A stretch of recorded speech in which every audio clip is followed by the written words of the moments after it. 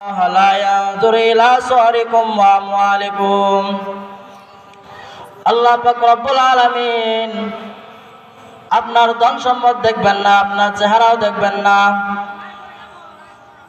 আল্লাহ পাক রব্বুল আলামিন আপনার চেহারা আকৃতিও দেখবেন না এবং আপনার ধন সম্পদ দেখবেন না।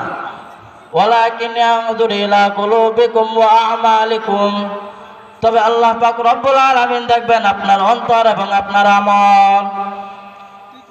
আপনি কি আমল করেছেন আল্লাহ পাক রব্বুল আলামিন এটা দেখবে।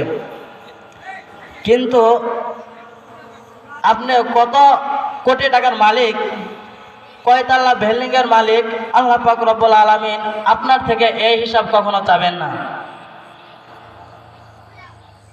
প্রিয় ভাই আমার, একটু লক্ষ্য করে দেখেন, একটু ভেবে দেখেন,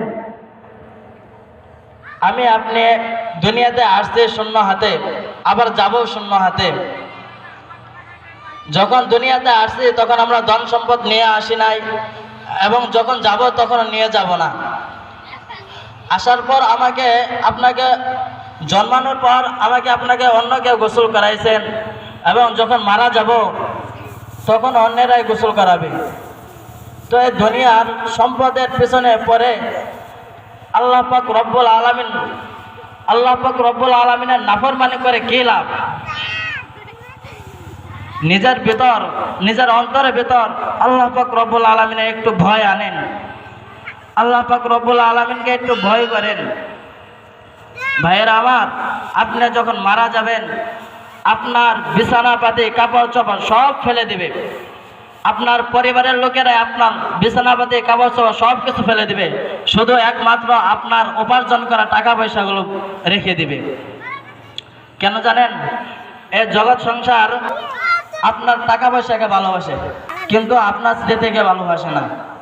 আপনি টাকা পয়সা রেখে গেছেন, এই টাকা পয়সা তারা রেখে দেব, কিন্তু আপনার যত স্মৃতি ছিল সব স্মৃতিগুলো তারা ফেলে দিবে।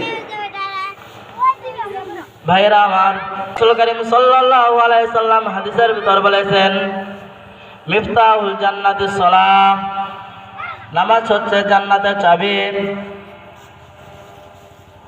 এই নামাজ ছাড়া কেউ জান্নাতে যেতে পারবে না। মনে করেন দুনিয়ার কোনো লোক আপনাকে একটা ঘর দিয়েছে এবং সেই ঘরে ঢোকার অনুমতি দিয়েছে, ঘর দিয়েছে আবার ঘরে ঢোকার অনুমতিও দিয়েছে, কিন্তু আপনি যখন সেই ঘরে ঢুকতে যাবেন তখন দেখেন যে ঘরের দরজার ভেতর অনেক বড় একটা তালা লাগানো। তাহলে সে ঘরের অনুমতি দেওয়ার কি কোনো লাভ হয়েছে? সে ঘরে কি আপনি ঢুকতে পারবেন? পারবেন না। তো আল্লাহ পাক রব্বুল আলামিন মনে করেন আপনাকে জান্নাতের সার্টিফিকেট দিয়েই দিয়েছে, কিন্তু জান্নাতে যে ঢুকবেন ওই চাবিটা আল্লাহ পাক রব্বুল আলামিন আপনাকে দেন নাই। তাহলে আপনি সেই ঘরে ঢুকবেন কিভাবে? তো ওই চাবি দুনিয়া থেকে অর্জন করে নিতে হবে। আর সেটা কিভাবে? নামাজের মাধ্যমে।